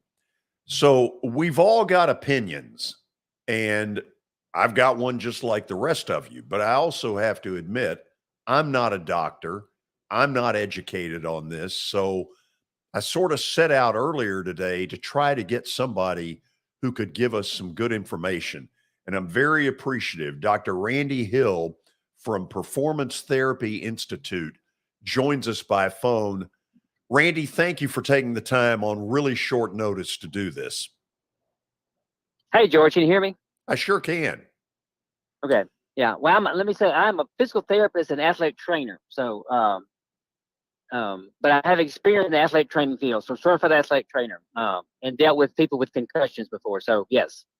One of the things that is fueling a lot of the discussion right now is the fact that several NFL players have come out on social media and just said, Tua should never have played last night. Should we pay any attention to that? Well, let me say, the NFL has done a lot of progress in taking care of head injuries because of that. In fact, Dr. Alan Seals, a local guy, is the chief medical officer. So they've done a lot, made a lot of headway in that what it used to be. That being said, the question I think I would have would be, it looked like the worst injury was against the Bills. Okay, that was where he came back in the game.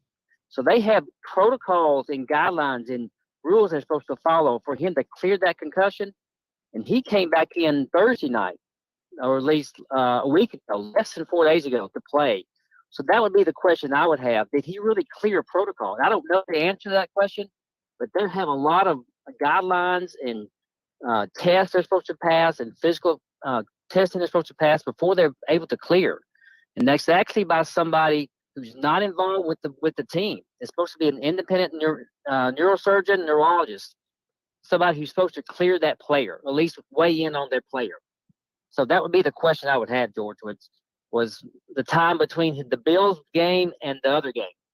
Was he cleared by the protocol? So you saw the play in the Buffalo game, correct? Yes. That looked bad. That to me was worse than the one last night. Okay, they've thrown out into a rush to this whole back thing. And again, I want to make clear, I'm no doctor, but I got to admit, just in a non-doctor opinion, I didn't buy it. And I don't think a lot of people did. Yeah. What did Tua say? He said that it was a back issue. If you remember, he sort of, when he gets up, he sort of stumbles around in sort of he's been gonged in the head. Oh, yeah. But then he claimed it was his back tightening up. Did that look to you like a back deal? It did not. It did not. And I have other friends in the medical field that would tell you the same thing. It did not look like a back thing. I don't know that for sure, but it did not. Especially the way his head hit the turf. I'm like you, when you see that, it's like, oh, yeah.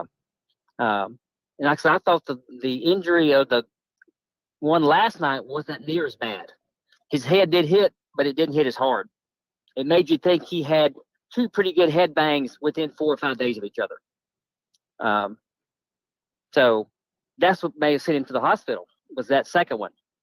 Yeah. So, but probably is they've got to figure out, did he pass all that? Somebody passed him on through. Now, that being said, he had 3 days to recover from that and put him through the protocol. And if he passed all the stress tests for his body, maybe he was cleared to play. I don't know. I don't know the answer to that question. But not only just the mental test, but the physical stress on him too. Don't know. That's a good question. Only Tua would know that. Yeah. On the surface, are you uncomfortable with the concept that a starting quarterback in the NFL could come back 4 days later, if indeed he had a concussion against Buffalo and played 4 days later? Everything I hear is that doesn't sound right. That doesn't sound good, and it doesn't sound medically sound. Yeah. That's really hard to say, George, because everybody's different. Even if it was, again, they're still learning about concussions and how everybody responds to them. To say it looked bad and then he responded pretty quick, that's hard to know. Like you said, it's really hard to know. I think that's why you see the players respond, because they probably all had something like that, and know it takes longer than 3 days to get over it. So for me, it's hard to judge that without being there and seeing him, because some of the things you can't really put objective numbers to. Some of it is subjective. How does he respond? Is he the same guy for a couple of days? Is he kind of in a fog? Is he normal self? Sometimes those things linger longer than just an hour or two or a few minutes. So it's really hard to say. Randy, help me to understand the significance. Amazon Prime last night really zeroed in on his fingers. And, there were other people with me who either acted like they knew what they were talking about or they really did. Yeah. I didn't have a clue. What is the significance of the fingers? So that a response to a head injury is your brain is kind of what they call it decerebrates. That's a fancy word. You get kind of a reflex reaction that's way. That the connection between your brain and your hands is kind of temporarily lost, and that's what happens to your fingers. It's a $10 word. I wish I could. Cerebrate is what they call it, and it's not a good sign. I can tell you, it's a very bad sign. So I'm like you. I've seen it before, not too often, and it makes you go, "Oh my, that's not good." It's a bad reflex response to a head injury.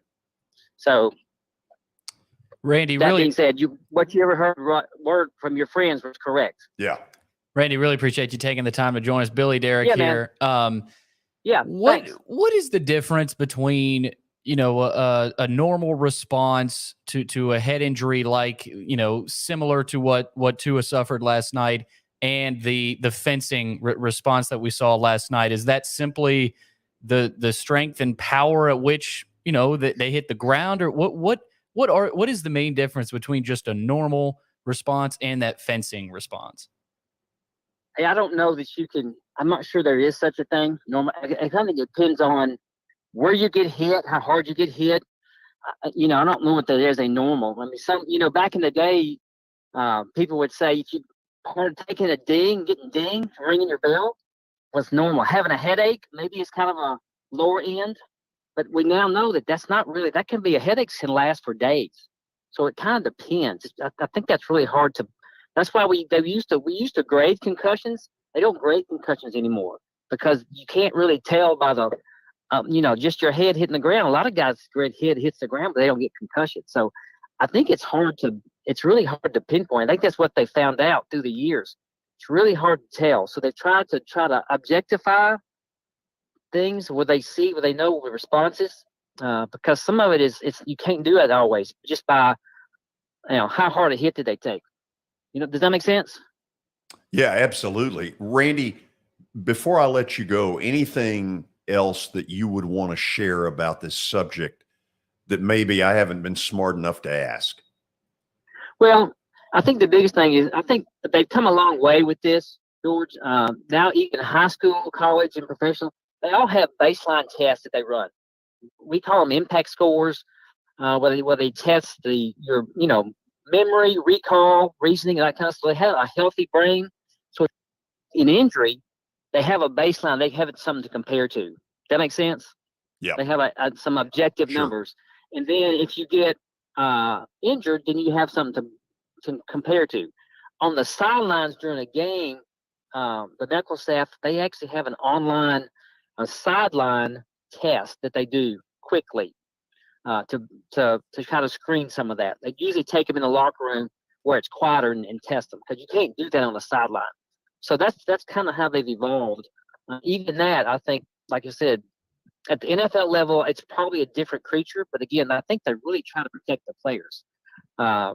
So that being said, if you have a headache and that's a symptom of a concussion, I cannot tell you I have a headache if I really want to play, right? If I really want to play in this game, I'm not going to tell you I have a headache. So there's always the player side of that as well, responsibility. That's what I would say. So you can only do what you can do if they're not honest with you. I'm not saying he's not telling the truth, but that is part of the equation is the player side.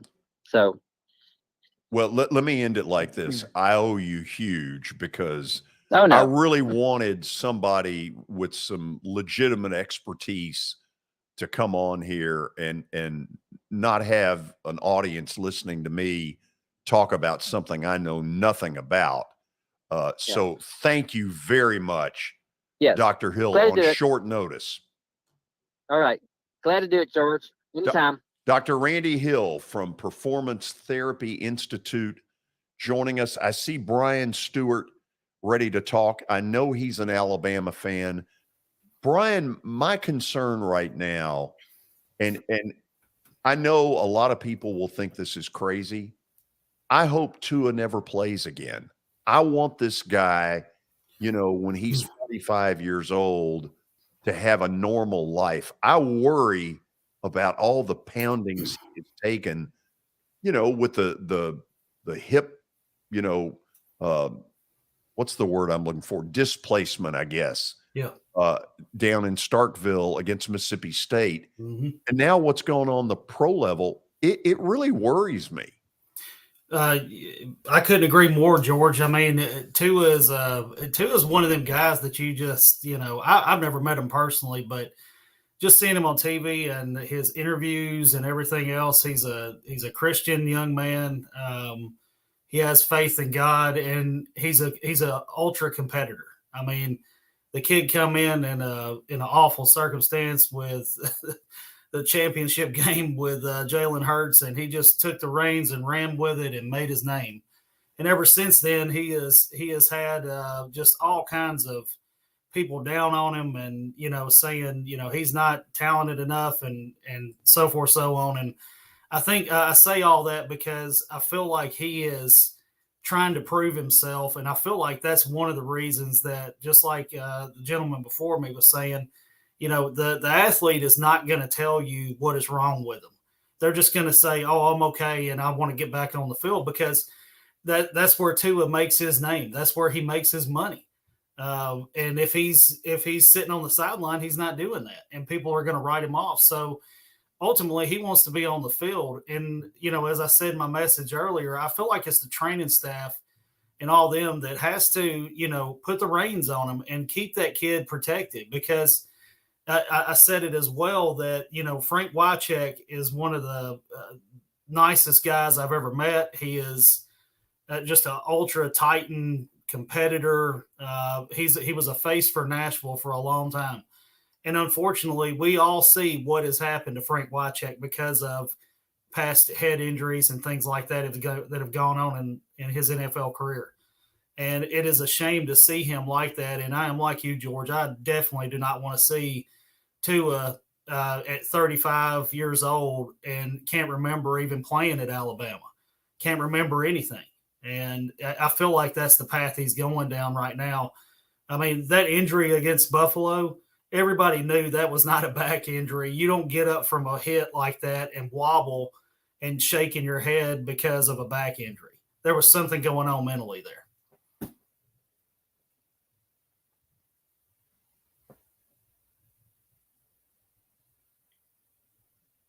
George, are you there?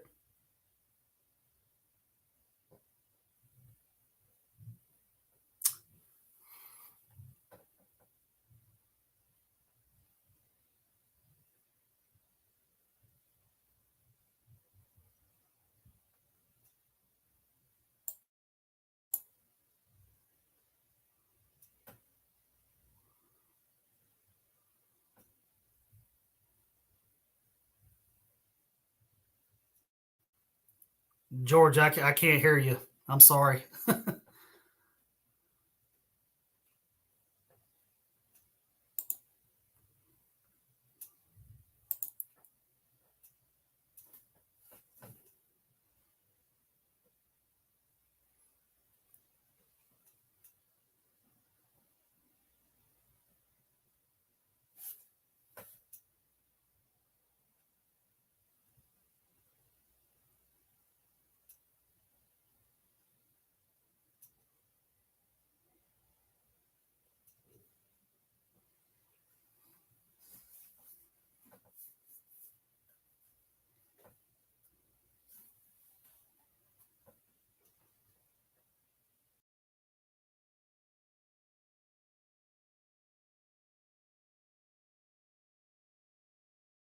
Serving Williamson and surrounding counties, Bone and Joint Institute of Tennessee offers comprehensive orthopedic care with 16 subspecialized physicians. Our practice provides high-tech care with a hometown touch. We offer physician clinics, physical and occupational therapy, advanced imaging, and surgical services, including interventional procedures. Call us at 615-791-2630. We're Bone and Joint Institute of Tennessee. High-tech care with a hometown touch.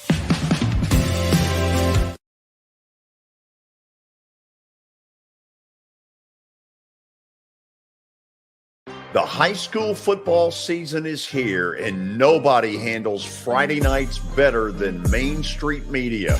Here's Zach Womble with details.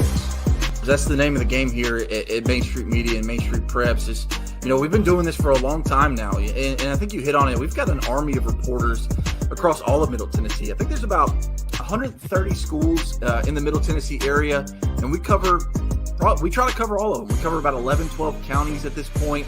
And those Friday night shows, it's we're gonna show that off. We're gonna showcase the talent that we have on the field with reporters across several mid-state games on the weekly basis. So whether you're in Williamson County, whether you're in Giles County or Murray County or Montgomery or Robertson or anywhere in between, we're gonna have you covered from 6 to 11. Friday Night Live is presented by the Tennessee Highway Safety Office, where fans don't let fans drive drunk.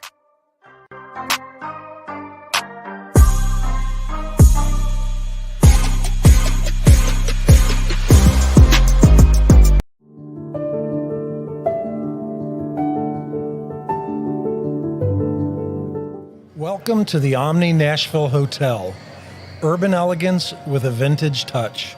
Our 800-room hotel opened up in the fall of 2013 with 746 guest rooms and 54 suites.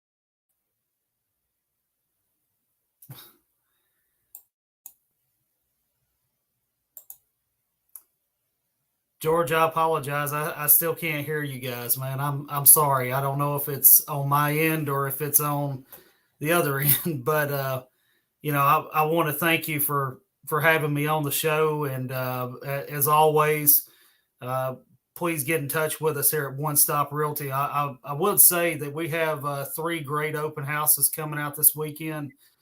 We got one at 1007 Delray Trail, and we have another one on Saranac over here in Hendersonville in the Indian Ridge subdivision. So got some great opportunities to go out there and see some beautiful homes this weekend. Look us up on our website, One Stop Realty TN. We have all the postings on Facebook and our Instagram. Give us a like and a follow, and I promise you will find what you need in real estate with us. Perfect. Well done. Even if we were having trouble communicating, Brian, you have a good weekend. Now I hear you, George. after all the stuff, now we got it. Well, hey. George, like we said earlier, and I'll make it quick. I'm praying for Tua, and I hope that everybody is, because the kid is phenomenal. Yes, he's just a great all around kid, and I hope everybody's keeping him in their prayers. Amen. And also keep the Braves in your prayers tonight, because oh my gosh, I don't even want to think about what. Well, because with Jacob deGrom, they may need it worse than Tua. It might get ugly in Atlanta tonight, but let's hope not. Yeah, go Max Fried. That's right. Have a great night, George. It's Brian Stewart. He's a good man. Look him up. If you're looking for a house, he knows what he's doing. Okay, Billy, let's put the 5 up there.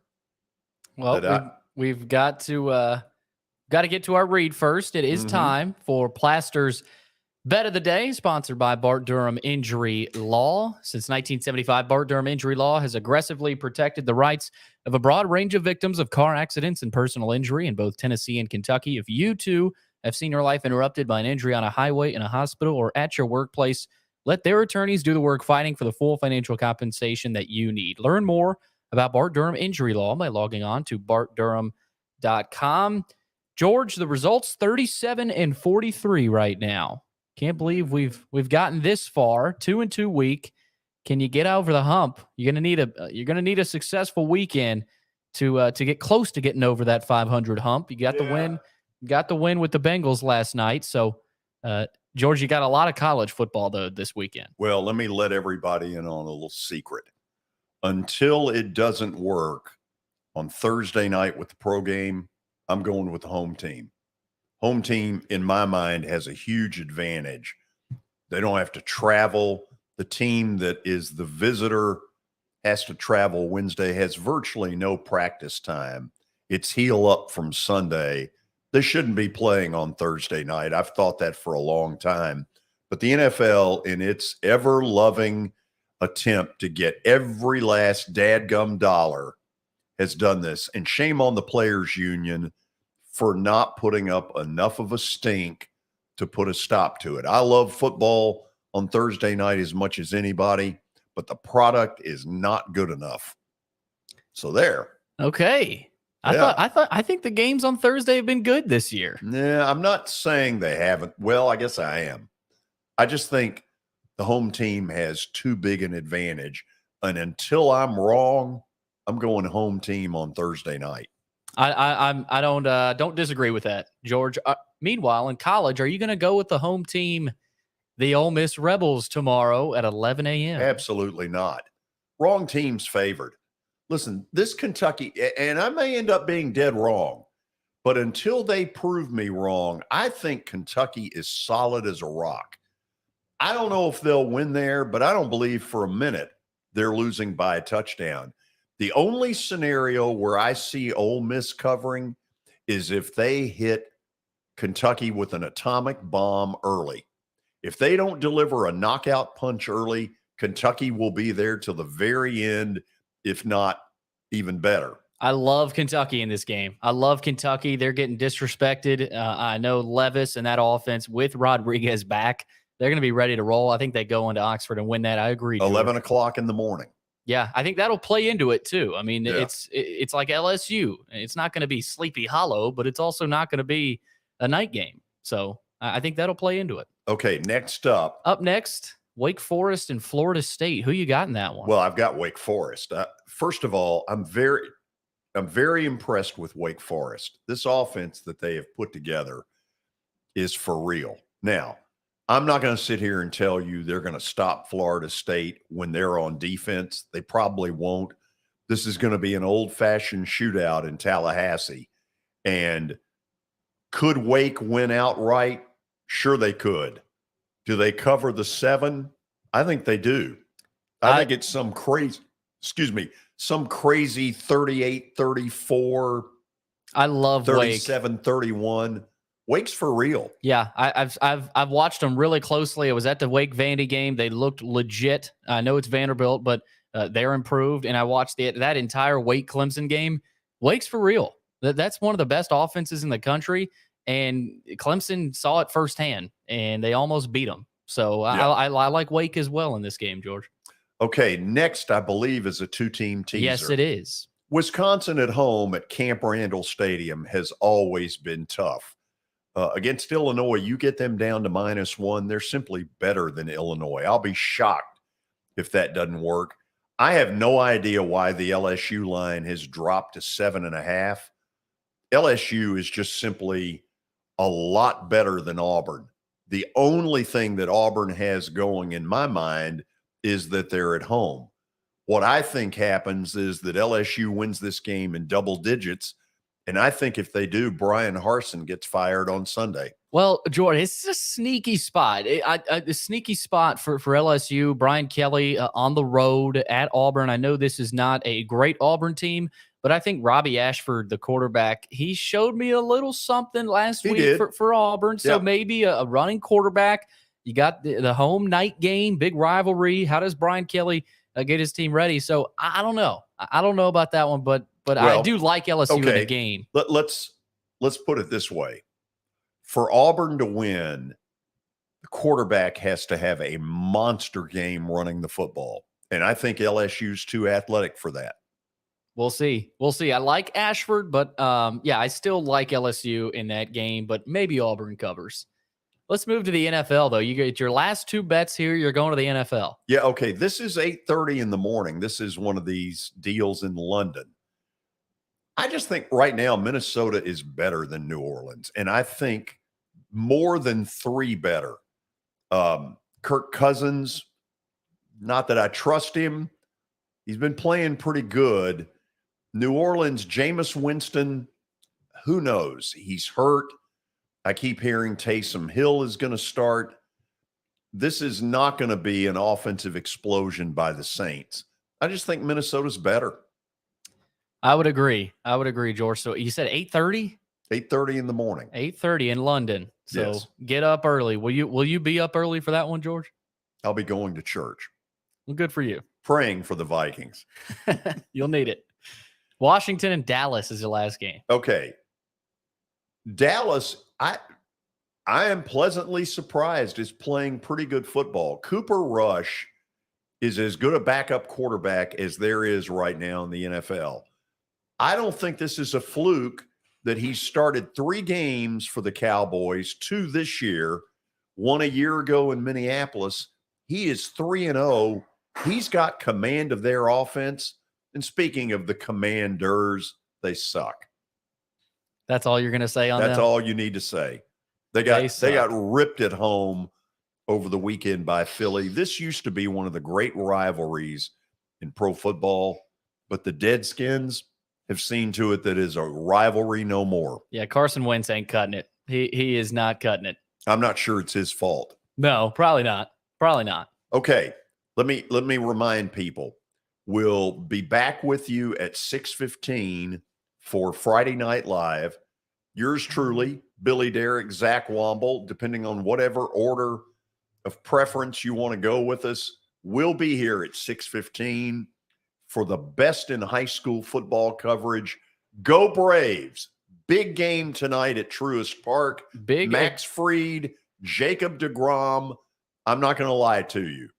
The TV over there probably will have the Bravos on. Meanwhile, see you later. The Braves have extended Charlie Morton. 1 year, $20 million. Good. I was hoping that would happen. All of you have a great weekend.